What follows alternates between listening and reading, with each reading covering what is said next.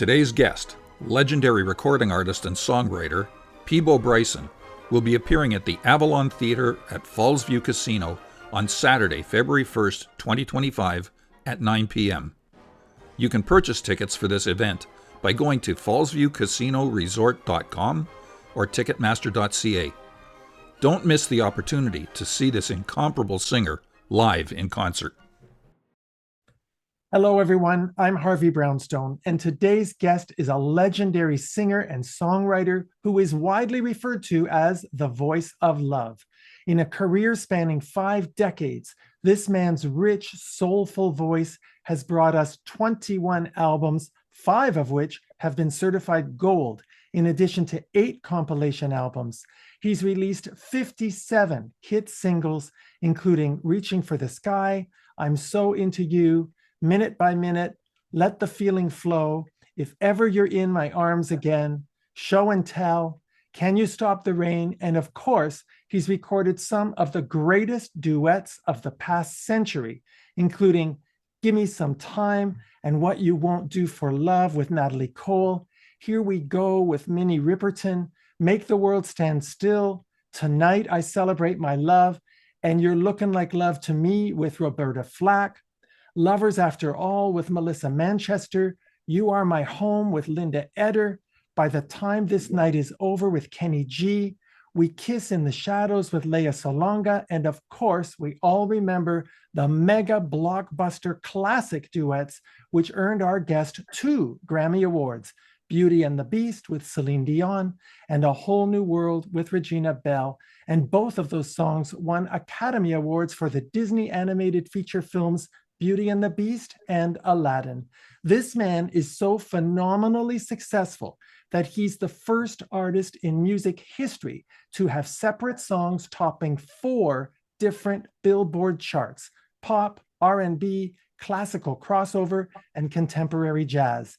And if all of that weren't enough, our guest has also starred on stage in Raisin, and he played the Wizard in The Wiz, and he starred as Sporting Life in the Michigan Opera's 100th anniversary production of Porgy and Bess. He's currently on a North American tour and then headed to Japan, but he's taken time out of his very busy schedule to speak with me today. I'm delighted and deeply honored to welcome the incomparable Peabo Bryson to our show. Peabo, thank you so much for being here. Harvey, it's such a pleasure. After all those accolades, I was like, wow, is the interview over? No, it's just beginning. You know, you have one of the most recognizable and beloved voices on the planet. When did you first realize that you could really sing? Oh, I was very, very young. I think one of the greatest advantages in life is knowing what you want to do and what you want to be really early. And I never wanted to be anything other than what I am now. Except for when I was 4 or 5, I wanted to be a policeman and a fireman, and then I wanted to be a doctor. But then I decided that I needed to do something that represented more of a creative part of who I am and all that. It's in my family, we were required as children to declare what we wanted to be. And then there would be a fund set aside and money put into this fund for the thing that you declared you wanted to become. Progressive, right? So did you say you wanted to be a singer, or did you say you wanted to be one of the Temptations? Funny you should ask that, Harvey. My folks beat the living daylights at me for the phone bill. Every time a Temptation would quit or get fired, I would buzz Motown up all day long. And I finally got through, and I was trying to get that job. I was about 14 or 15, but I was trying to get that job. I really wanted to be a Temptation. Who didn't? But I think you were destined to be a solo artist with that voice. You know, it's you really can't think of it that way when you're growing up. You don't have the wherewithal to. You don't have a crystal ball to see into the future or whatever that is, but I'm by nature not a follower. So that the whole group thing it's great if you have the personality to do it, and it's great if that's all you want. But I wanted more. But when I declared at 14 I was going to be this entertainment guy. My mother backhanded me. So my grandmother was fascinated by it and totally enthralled with it. And she was the matriarch, so it passed muster. Did the family live long enough to see you reach superstardom? My mother lived a long, long time, and she's the reason I had the opportunity as a young boy to see Sam Cooke and Jackie Wilson on the same stage, duking it out vocally. It was I can't tell you what that was like. It was a thing that provided the platform for me to, or the actually the let's call it an early extended moment of clarity. I watched Jackie Wilson bring the audience to a riot level, and they wanted some piece of him, so they would tear his suit off, and he'd go back and change clothes, come out with a new suit, take the jacket off, throw it over his shoulder, and sit on a stool and sing Danny Boy and make the white audience weep. I thought, what a powerful thing. I'd never seen anything but music transcend racism, politics, religion, you name it. Any social malaise that was available, I watched in that moment, in those moments, music transcend all of that. And it was the transcendence that hypnotized me. And I'm still trying to use that platform in a good way. I thought to myself, and as a boy, what a powerful platform and tool this is if one looked at it the right way. That's why all my songs have been about love. There's no two loves that are alike on this planet. So here I am talking to Harvey Brownstone. Well, it's a great honor. Now, you grew up in the South, in South Yes, Carolina in the 50s and 60s during the civil rights movement. correct. Do you feel that growing up in the South prepared you to face the challenges of your Oh, life and your career? oh, absolutely. If you're going to survive the entertainment industry, you better be from Greenville, South Carolina. Are you kidding? You better know what all that is and what that means. What it does, Harvey, I think it sharpens your instinct.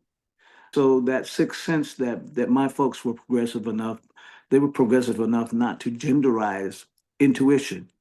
So as everybody around me, all the women around me were learning and were honing their intuition skills, so was I.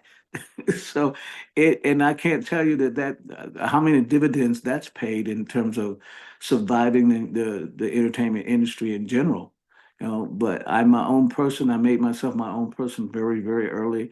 The common ills that perpetuate the entertainment industry were not something that I had to deal with because I was successful early enough to create my own environment. So all the ills were never around me.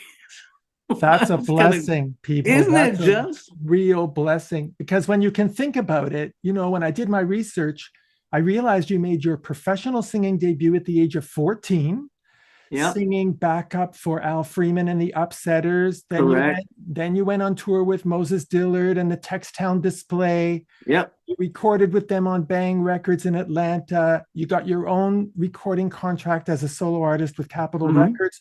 Do you remember, people, what it felt like when you first heard your voice on the radio? It made my skin crawl, quite frankly. It was like, is that what I sound like? It's like you the producer in me was hypercritical, I think, in those first moments. And the songs weren't all that great. And so then my forays into writing and composing and all that started at that particular point. So you write songs that hit you a certain way, you sing a certain way, if they move you a certain way. And someone said to me, suggested that writing a song was like writing a story, and that the person singing it was like an actor in a play or on a movie screen, and that you have to sell every single emotion in every single phrase. So I always looked at it like that, and apparently I figured it out. Oh, that would be an understatement. I want to ask you, of course, about your famous duet with Celine Dion. Is it true Mhm. that the very first time you met her was in the recording studio, that you didn't know her before? I met her briefly before we started singing. That was it. So, what were your impressions of her? First of all, first and foremost, I knew of her. I knew what a great instrument she had. I mean, you can't be a vocalist and not recognize that. And we were label mates. We didn't know each other, but we were label mates at Columbia. And she walks in and she was unsure of me, I think, a bit. And there's this glass thing between us, and she's on the other side of it, and she's looking at me, and I can tell what she's thinking. You know, it's like she's thinking, "Is this guy the real thing?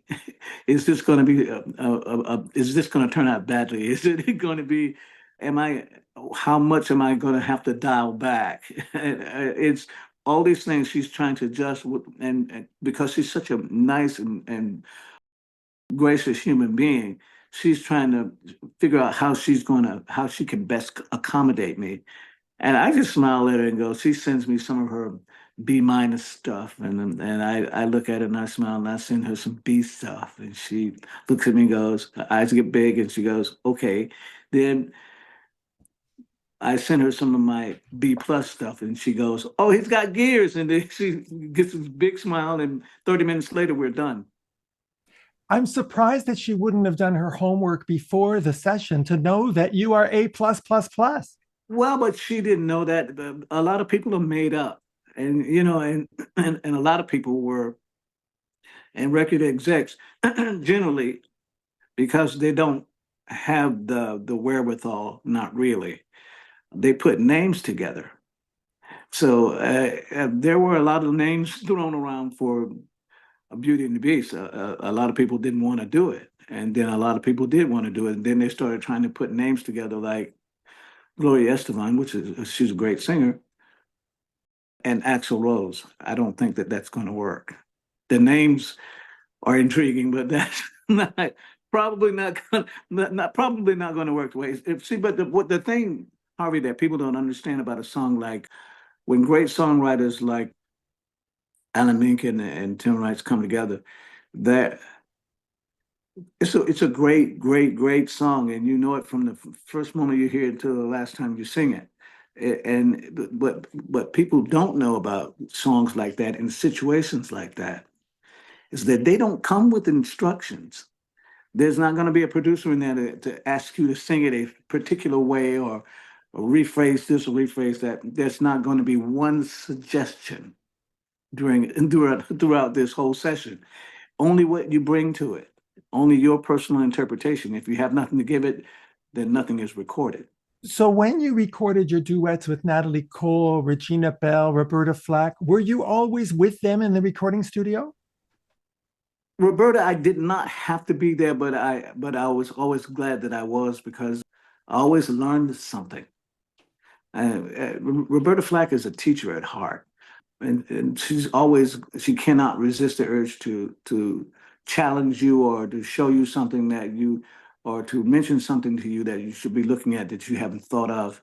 And she's if she's in the recording booth, she likes to have an electric piano in there with her. And I kept trying to figure out what that was, and it's because she has like David Foster and a lot of people in my industry, she has perfect pitch. So if you're just a centimeter off the pitch center, she's gonna know it, and and he's gonna know it. David Foster doesn't even care about your performance. It could be the greatest performance ever, only cares about it being in pitch or not. It's only, and that's so everybody has their own quirk. But I've always learned something. I didn't like Tonight I Celebrate the first time I heard the song, but that was because Michael Massey was singing it to me. And as you well know, Harvey, uh, great songwriters are generally the worst singers on the planet, the greatest songwriters on the planet. But like, I mean, Burt Bacharach, oh my God, I was like, I couldn't help it. Roberta and I were recording the song for the movie Falling in Love or something like that with Harry Hamilton. And he kept trying to sing this melody to me in a way that he liked. And I just started cracking up. And he said, "What's so funny?" I said, "Bert, you're the second worst singer I've ever heard in my life." And it got really quiet. And so he hit the talkback button and said, "Who's the first?" He only cared who he was better than. If he was better than one person, that was all right with him. It's like, So who was as the first? my manager, every song sounds the same. It's the same melody, even if it's not the same song, but he only knows one melody. Are you talking about Jeff? No, not Jeff. I was talking about David Franklin. He was Oh, my, David Franca. Well, I yeah. have to tell you, it must feel quite special to be the singer that everybody wants to sing with. Well, I could never really quite figure that one out. I could still to this day don't know why Roberta chose me. I mean, arguably, maybe the greatest duet album ever was "You Got a Friend." That album was with Donny Hathaway was the quintessential version of anybody that's a perfect duet. It's I these, know why she picked you. It's because you have a way of singing. First of all, the listener feels that you're singing only to them. When I play your albums, I feel really that you're singing to me. That's number one. And number two, you make your duet partner sound better. that's the whole point. That's the one of the things I learned from Roberta. You play to your partner's strengths and weaknesses equally so that they actually perform better. You don't ask anything of them that's too far, but you can ask them to move past what they think is comfortable for them. Just enough to make them uncomfortable, enough to make something that's magical. And it is magic. Are there any singers out there that you have not sung a duet with that you would like to? I've David Foster called me and said, if you we're having a party tomorrow. If you come out here and you go to this party, I guarantee you next week, the first of the week, you'll be in the studio singing with Streisand. Well, I was like, so I'm pragmatic in some ways, and sometimes pragmatism gets in the way of a good decision or a bad decision. Sometimes it determines that. So I said to him, I said, you want me to come to an LA party on the off chance that Streisand and I will strike up a conversation and like each other enough that she would be willing to sing with me on next week sometime, Tuesday or Wednesday. And he said, yeah. So I said, it's not like my name hadn't been pitched to her before. And she liked a lot of songs. And then she found out that I was the guy behind all those songs and said, well, maybe I should sing with this guy. So it was getting closer and closer. And she was working with Jay Landers, of course, because nothing gets done unless Jay's involved. I tell you what happened 9/11. Is that the reason it never happened? Yeah, I never Oh, went. Peabo. No. Oh, My that's daughter, my daughter Linda she was devastated by that because that's her favorite artist of all time. well, it could still happen. And you know who else I'd love to hear you sing with? Who? Gladys Knight. Oh God.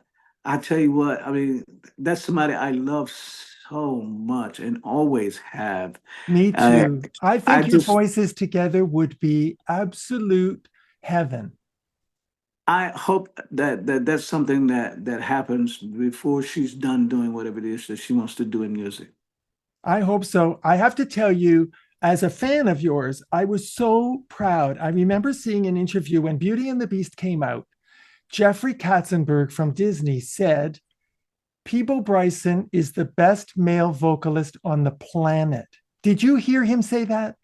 Listen, I did not hear it, but it was something that I heard. It was repeated. It was something he said in the meeting when my name came up. He recused himself. He said, I cannot. I don't think I can be objective about this. And if that was very fortunate for me in that in those meetings there's always a few yes men who are and you have to think about Jeffrey Katzenberg as he's he's got a really astute music ear. He can smell a dog on the hit, man. He can. Some people just have that instinct, and he's one of those people. He knows when something is very, very special. He's got that instinct that we're talking about. His is very well developed. I never thought anybody would say anything like that about me, especially somebody from Disney. In that my older sister was 2 years older, was actually a member of the Mickey Mouse Club. My folks wouldn't spring for the dough for me to become a member. Well, talk They about wouldn't spring karma. for it. How Talk about about that? karma. You made enough Karma and money for Disney. serendipity. You made enough money for Disney. They should make you and your whole family members for life. I'm just saying. It was you never know how things are going to turn. But my folks would not do it. They would not spring for another membership. Wouldn't do it. Well, maybe So you asked a question earlier about did my mother live long enough to see it? Short story. Out of all the accolades that I've received, and you've mentioned quite a few, my mother lived to see most of those, and lived the benefits of those, and that's my greatest accomplishment, probably. And my oh, yes, folks to got make it. your folks so Ah, yeah. proud of you, to make Well, you, to walk in and say, you don't have to do that anymore. You don't have to be the help anymore. Is a pivotal moment in my life. So that's out of all those monumental. things, It's isn't it? monumental that you achieved not only great success, but you brought comfort and happiness to your mom. What better joy is there? You know, There isn't it. That's probably my greatest accomplishment. What I was able to do for my family is probably my greatest accomplishment. It's and out of all those accolades that you mentioned, my mother, I think her greatest moment was we were on an elevator. There was a R&R convention and it was in Atlanta where we live. We were on the elevator and it took a while for it to come. And my mother would tell me these stories growing up about she was in love with like Billy Eckstine. She talked about him like he was a god. It's like so I'd heard that my whole life, and we were on the elevator, and for some reason, serendipity again, Eckstein walks on. oh, you're He walks. kidding. No, Right he on the walks. elevator. I mean, Harvey. He walks onto into the elevator, and I'm going, wow, that's Billy Eckstein to myself right now because I don't know him. I knew his son, but I didn't know him. And my mom is standing there, and he's standing really close to me, and he turns around and looks at me and goes, "What's a Peabo? I got ties older than you." And I was just like, "Yes, sir, Mr. Eckstein. I'm sure you do. Thank you very much." He knew who you were. My mother lost it. That was her quintessential moment of me in my career, that Billy Eckstein got on an elevator, insulted me, and knew who I was enough to know who I was. That's pretty big. Well, I'll tell you another moment. 1992, you sang Beauty and the Beast with Celine Dion and Angela Lansbury at the Oscars. That Ah, must have been a huge highlight for you. are you kidding? I mean, there's a couple of billion people watching what you do. It's like and from my vantage point, we got a chance to see Anthony Hopkins' actual reaction to winning an Oscar. Somebody had to come and grab him by the arm and lead him away. He was so stunned he could not move. He was frozen in time. He was both totally paralyzed. But your performance with Angela and Celine, it was very cleverly done because, I mean, you don't want her standing on the stage looking like a teapot. Well, here's the thing. See, we didn't know for sure we were going to be able to do the Oscars until the week of. No, because she wanted to sing the song herself, All of it? all of it. Yep. I'm like, but how's that work? You're a teapot. No, beautifully done. I loved her in Sweeney Todd, but hey, I'm all in, and had tremendous respect for her. So it was actually Debbie Allen who came up with an idea that she could sing this verse and then the real version would come along afterwards, which was the right thing to do. Well, if And you're by talking about the right thing to do, I want to know why you were not chosen to sing A Whole New World at the Oscars the next year. Isn't that a nice question? I was I'm not. shocked. I was just Well, shocked. I'm not a part of the academy, and when you're not a part of those things, you're not a part of the conversation, are you? It's really membership is kind of like everything in those circumstances. And I was not that, but certainly we've proven ourselves and all that. But Celine's parents are, as you can imagine, with 19 children, they're old, or 15 to 19, whatever the number is. It's astronomical. And what you don't know when you go to the Oscars is you're only going to get two seats. And so naturally, Celine and Renee would use those. But she thought that there would be room for her parents in her dressing room. They could just hang out there. You shared a dressing room with 1,000 other people, so there is no private dressing room. So everybody's with everybody else. So it's because it's a lot of people. My date was an absolute jaded idiot, acting like she went to the Oscars every week. And it's like, and she really liked hanging out in the green room because every star that's ever been is right there, and you can say, "Pass me that dip, Tom Cruise." Of course, of course, you're going to want to hang out there, right? So I looked at her and said, well, "How about it? I give Celine's parents our seats," and she's like, "Okay." So I go to Celine and I say, I'm going to give your parents my seats because people were asking, who are these people standing in the hallway? I'm like, "Oh, I mean, they're old. They're not going to harm anybody. They're not a threat. So I mean, they don't look like terrorists to me." So I gave them my seats. She said, and then Celine is being the sweetheart that she is.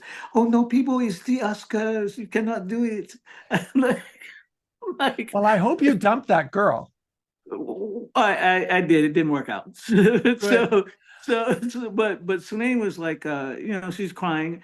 It doesn't take much to make her cry, but a random act of kindness like that will just break her all the way down because she's a softie like that. She's exactly what you see, what you think, what you hope. She's that and more. So we're doing a Tonight Show, and Jay Leno and I got into an argument about I wouldn't tell that story. I said, well, maybe Celine doesn't want 40 million people to know that she didn't have seats for her parents. And she's been emotional all day long, crying off and on. I didn't know why, and I wasn't about to ask. So she's my friend, and you're not. That's what I said to him. He said, but I kept feeding you the go-to line. I said, well, think of something else. I got a gazillion other funny stories. And I can give you funny stories about the Oscars, but what I cannot do is disregard the emotional state of my friend. I You're a don't know what very he would do. sensitive guy, people. You really care about other people. You're very sensitive. Well, sometimes too much. But again, back to Celine, it's like you want to do something like that. And here's what you talked about karma before. When you do something, when you do the right thing, the Oscar police, I call them, come around later on and said, Mr. Bryson, we understand that you gave your seat away. I said, yeah. I said, when two older people are standing up in a hallway and have nowhere to sit, what do you do? I was raised to give up my seat. How were you raised? And he goes, huh. He huffs off and he comes back, and my idiot day ends up with better seats. She ends up on the front row, sitting next to Warren Beatty and Annette Bening. You know how to pick them, let me tell you. Well, I hope that when Celine went back to the Oscars to sing the theme from Titanic, I hope she got seats for her parents then. Well, she knew that there was a thing. You either get them or they're not going to be there. So, Peabo, I want to ask you, have you ever had a song that you had to record that you didn't like when you first heard it? I didn't like Tonight I Celebrate until I heard the first playback. What was it about Tonight I Celebrate My Love that you didn't like? Michael Masters singing it to me. God, Michael he's worse than Bert. Well, God, what about If Ever You're in My Arms Again? I read that he made me sing it 8 hours every day for 11 days straight. And so the recording of that song is actually a composite of 120 vocal tracks. 120 vocal tracks, and he made a comp. He used all of them, So all when 120. so when you have to sing that song on stage, are you thinking, how am I going to do it like that composite? No, because it was you would think, if on the outside looking at it, looking in, you would think that it was genius on his part. All he did was anything that was had feeling in it, or reflection, or curly cue, he would take it out. He wanted it to sound like, he's one of those producers who he wants his song, his composition, and the recording to sound like him if he could sing. So there's got no feeling in it. He made Whitney cry, and that's hard to do. I mean, so what I did was I sang it, and I said, I'll be right back. I walked out of the studio and went down in the neighborhood, and I saw a sign that said Cantina. Several hours later, I showed up again. It was like I was sated and fed and feeling a lot better about life, and told him I was not going to sing it again. Well, after 120 times, I think that was enough. Now, I have to tell you, I know how important it is for you to have a great producer as a recording artist, but is it true you actually had a producer who told you to eat Lay's potato chips before singing? This guy swore by Keith Thomas swore by Lay's potato chips, the classic. He said there's something in the oil that settles on the vocal cords and makes the top easier. And he would say during the session, it's like, hey, eat some more chips. He actually has them in a bowl in the recording booth. Just saying, man. And to each his own. It was a great session. You've done it all. I want to take a moment and mention your most recent album was released a few years ago called Stand for Love. Yeah. It's your first album in a decade. The first single, Love Like Yours and Mine, went to #3 on the US adult R&B chart. Congratulations, Peabo. Thanks. That's not an easy thing to do. No, it's not. And I want to read you what the renowned music critic J. Matthew Cobb wrote about your Stand for Love album, because this isn't an easy thing to get either. He said, and I'm quoting here, Mr. Bryson's return to contemporary R&B is sounding neither dated nor ferociously young. He has perfectly positioned himself somewhere in the middle, crooning soul and seductive urban beats, delivering songs with incredible fervor and without any sign of vocal diminishing. Peabo, that is extremely high praise, so well deserved. We are so lucky that you've taken such good care of your voice over the years.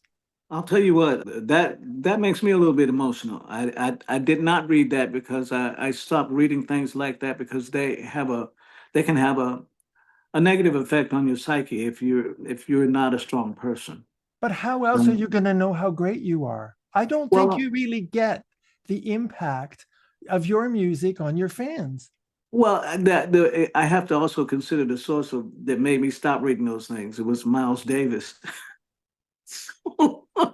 So I was in Los Angeles doing some work, and it's 7 o'clock in the morning, and there's banging at my door, and it's Miles Davis, and I was like, "Man, what are you insane? You know what time it is?" He said, "Man," I said, "What's wrong?" And he said, "Man, I had to get out of the house." So I said, "Why?" He said, "Cicely, she was in a tizzy." I said, "Well, what happened?" He said, "Well, she did a play called Where the Coin is Green, and she played the part of Angarid. I mean, there were no black women in an Irish mining town. And so Variety didn't like that she chose that role, and they torched her for it as a bad choice, not for the acting part. So she was a bear to be around." So I said to Miles, I said, "So, well, how do you feel about critics and all that?" And he said, "Screw them, they can't play." And I said, "I thought about that, and now what you put out into the universe matters. What someone says matters. How someone feels matters. And that when even one person says something like as extraordinary as what that man had to say about me, is something he puts out there in the universe that can never be taken back. Nobody can ever take that away because that's how he saw it. And we're all is suffering from some existential crisis every single day. We're struggling to make sense of our existence and all that. Even those of us who think we know who we are. And when someone says something that extraordinary about me, that validates my existence and calms down the navigation of my existential existence on this good earth. Then I'm glad I said what I said. I would imagine you've had a lot of great moments. September 4th, 2016, Charleston, South Carolina, the mayor honored you by declaring Peabo Bryson Day. That must have been a very special, validating moment. Well, that was it was an extraordinary moment. It was when I began to actually receive some accolades from home. They say that you can never really go back home. I never really needed to because I took home with me all those things I learned at home. Home was with me every step of my journey. It's you can't take that out of me. I mean, it's how I became me and how I fought to become my own authentic self. I had to do that first at home. And so that went with me every single step of the way, and every crucial decision I had to make, home was always with me. But the things I probably liked the most, I just there's a mural of me in the park now and I was fortunate enough to be able to go up there and see it unveiled and all that. And I am now officially Dr. Bryson. An honorary doctorate is a for me is something that means a lot. My academic career is sordid to say the least. Well, it's a recognition of the fact that you educated yourself in a very unique way, that you are an educator. That's why you have an honorary doctorate, because you are a teacher yourself, not only through your voice, but the way you've lived your life. You know, I mean, now I must ask you while I'm talking about your Go life, on then. you suffered a heart attack in 2019. How are you now? The thing about a heart attack is that you got to realize first and foremost, I was a runner for most of my life. I was a 10K guy. You know, I was when before jogging was popular in my hometown. People thought I was running from somebody, and so like, "Well, how far are they behind you?" It was like trying to help me, as opposed to, "No, I'm just running for my health." You don't know that something like that. You know that it's possible to happen, but you don't know that it's going to, and you don't understand the basic rules of good health. And the basic rules of good health, even though you do healthy things like jogging and you stop eating MSG decades ago, you know, there there are things that you don't know, like basic things like good health represents good blood flow and good hydration. If you don't have those two things, bad things are going to happen. And I was in England with my wife, and I went to an ancient Chinese medical practitioner, Dr. Kim, and he looks at me and he says, I'm not trying to frighten you or anything, but your blood flow is pretty bad. And if you don't get it checked and get it regulated, something bad's going to happen to you and soon. I felt great at the time. I was like, oh, well, he's a little cray cray and I'm not listening. It was, I want to say, less than 60 days later. I mean, you know, you don't know. I woke up 5 days later, but I finally wrote my wife a song about that because she saved my life, literally. Breathed for me when I could not breathe. I no longer breathe for myself and was not aware. I didn't even know my wife knew CPR. I mean, you know, you come home one night and you don't wake up. I mean, it's like I've I've lived an extraordinary life, and I've watched that life be extinguished. I literally died. I was flatlined for like 32, 33 minutes. That's a long time. That's long enough to make friends on the other side. Oh, people, how are you feeling now? The thing that changes, I did that that album that you just read the review about after that. What happens is your breathing signature changes. And I was better than a lot of other people as a vocalist because I was a better breather. And somebody said, "What did you do? Go to the mountains and learn how to breathe right for 2 years?" Pretty much. So whereas one artist would take a breath, I wouldn't need one there. And what about your energy level? You're touring all the time. I know you're coming to Niagara Falls on February 1st, and I'm telling you, I'm going to be there. I'll be the one in the Well, front row screaming. well, we got to talk afterwards. That's the thing. I would love to do that. I just want to know when I mean, you've always wanted to sing songs that people could sing with you. I know that about Correct. you. Correct. How does it feel when you're standing on the stage and you see the entire audience singing every word with you? Well, I'll tell you something about that. That is the quintessential meaning of fellowship, isn't it? And that's what it really is all about, the fellowship, isn't it? And if it's not just a fellowship, it's fellowship with the caveat of being in service to those who are in attendance. If you see me the next day after you've seen a concert of mine and you don't feel like you could invite me to lunch, then I didn't do my job. I I mean, could invite you to move in with me. Never mind Harvey, that. but you ask about my energy level. I have a 7-year-old. You got I, energy. yeah, and God, He has it. I taught myself to read when I was 4. He taught himself to read when he was 3. He At 3 he read like probably a second and third grader. Now he reads like an eighth grader. What we have is something called mnemonic memory. We're constantly recording. I like every twitch. I'm gonna know when you're comfortable with something and when you're not comfortable because I've clocked you. I mean, I've scanned you. You've been scanned, Harvey. So Well, you have such an amazing energy about you. You have such a healing vibe about you. I know your mother used to say to you, nothing but nothing beats experience. I know she said correct. that to you. When you look back at all the experiences you've had throughout your life, all the choices you've had to make along the way, are you able to really absorb not only your incredible success, but all the love that your millions of fans have for you and your music?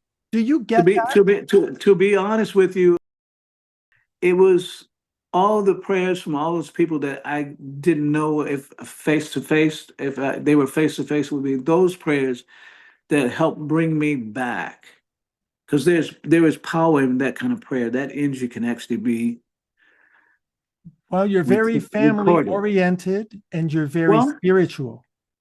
therein lies the whole thing. I'm an existentialist, and I'm pragmatic in that way, but I'm more of a Soren Kierkegaard kind of, with the spiritual aspect in it. Because if you can't leave that out. The metaphysical and the religious and the spiritual, you can't. If you leave that out, then you've left out my core beliefs, and my core beliefs have never failed me in any way, shape, or form. It's there's probably a reason why some of the things that are happening today are happening, and it's probably got to do with faith. I think that you can. I think I've read enough to recognize that we can actually piss God off. It's not impossible, and I think that again, people struggle with some existential crisis every single day. Knowing who you are and knowing what you believe, it calms me. Knowing who I am and knowing what I believe, it calms me. It Death doesn't frighten me. I've died. I've died now. So the fear of death is no longer because I've already done it. It's I came back, but I did it. It's when when you'll know when it's ready because when it's that kind of death, you're not coming back, and you're not coming back, and people that are going to be there and all that. It's not what people think it is. It's just different. It's very different from what we think it is, how we think of it. But it's something that, and once you go through that, you have a heart attack and you die for 33 minutes. You no longer fear it. And the only reason they were still working on me at all in the ambulance was, it turns out, serendipity again. The ambulance attendant went to school with my kid. Well, I call it a miracle. And I'm I telling call you it what now, it is, divine grace. I call it a miracle. You were clearly saved for a reason. And I'll tell you, when I get to heaven, if the angels don't sound just like Peabo Bryson, God's gonna have a lot to answer for. That's all I can tell.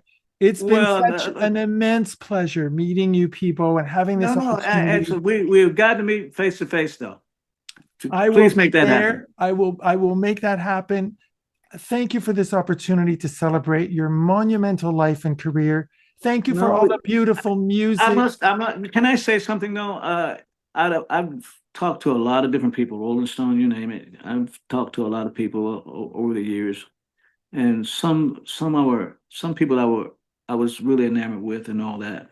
And there were people I avoided, like I avoided David Letterman. Yeah, I avoided him. I wouldn't do his program. Every time he asked me to do it, I wouldn't do it because I saw him do something once that I thought was out of order. He had Tina Turner on, and there was another guest had some kind of food thing that they were talking about, and he grabbed a piece of it and he stuck it in her mouth, and she didn't have anything to do but they chew it, eat it, and swallow. It may have been something she was allergic to, or it could have been anything. I thought, wow, that was bold of him to do. That could have turned out badly. So I just did. So every time he asked that, so I was at 30 Rock doing something else, Live at 5 or something like that. And he came and knocked on I didn't know him. I'd never met him. He came and knocked on my door, my dressing room door. And he said, "Peabo, David." I said, "Yes, sir. How are you? Nice to meet you." He said, "I just wanted to stop by and tell you how elated it makes me that you're finally starting to receive some of the accolades that you so richly deserved. All this time I just got smaller and smaller." I say that because you make me feel like that's how this is possibly the most comprehensive interview I've ever done. And as an interviewer, you just rose to the top of my list. In terms of, no, seriously, no, I mean that. It's like, no, when someone does as much research as you did for this interview, I can't tell you what that means to me. I mean, I feel like I know you now because it's like if you're reading an Anne Rice book or Deborah Harkness book, the beauty of their books and their writing is in the details. And your details in terms of this interview has made it such a pleasure for me. You know me like most people will never know me. And you knew all about me before we spoke a word to each other. And I can't tell you, you just went to #1 with a bullet with me. I'm serious. You just gave me such validation and such praise coming from you, who I have adored throughout your entire career. I cannot thank you enough. I want to thank you on behalf of your millions of fans for the ongoing gift of your life's work. And most of all, thank you for appearing on our show, Peabo. I love you very much. Well, and you know what? I can honestly say that I love you too, Harvey. Thank you. Thank you so much. Our guest has been the legendary Peabo Bryson. For more information about Mr. Bryson and to buy his music and see his concert tour schedule, please go to his official website, peabobryson2.com. My name is Harvey Brownstone. Thank you all for joining us. See you next time. Thank you to my producer, Steve Silver, my managers, Rick Marcelli and Robin Bragg Marcelli at the Marcelli Company in Hollywood, my director of programming, Robert Monaghan, my PR directors, Eileen Shapiro and Jimmy Starr, and my entire team at the XPTV1 network in the UK. Thanks for watching. Be sure to check out all the great interviews on the Harvey Brownstone Interviews YouTube channel. Don't forget to subscribe and ring the bell to be notified when new videos are posted.